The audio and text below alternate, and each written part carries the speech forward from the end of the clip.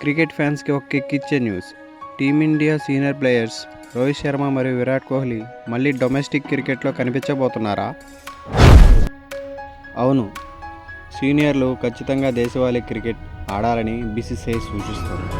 ఇది young ప్లేయర్స్కి team India కాంబినేషన్కి చాలా ముఖ్యం. అయితే ఈ పిలుపుకు హిట్ మ్యాన్ రోహిత్ శర్మ వెంటనే స్పందించాడు. నేను రెడీ అంటూ గ్రీన్ సిగ్నల్ ఇచ్చాడు. రాబోయే విజయ్ హజారే ట్రోఫీలో రోహిత్ శర్మ ముంబై టీం తరపున ఆడటానికి ఓకే అని కన్ఫర్మ్ చేశాడు. ఇది ముంబై ఫ్యాన్స్కే కాదు, ఇండియన్ క్రికెట్ ఫ్యాన్స్ అందరికీ కూడా.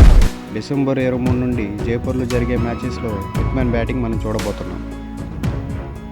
రోహిత్ అయితే రెడీ, మరి కింగ్ కోహ్లీ సంగతి ఏంటి?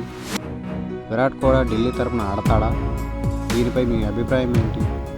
కామెంట్ చేయండి. మరిన్ని అప్డేట్స్ కోసం క్రికెట్ టాక్ తెలుగుని సబ్స్క్రైబ్ చేసుకోండి.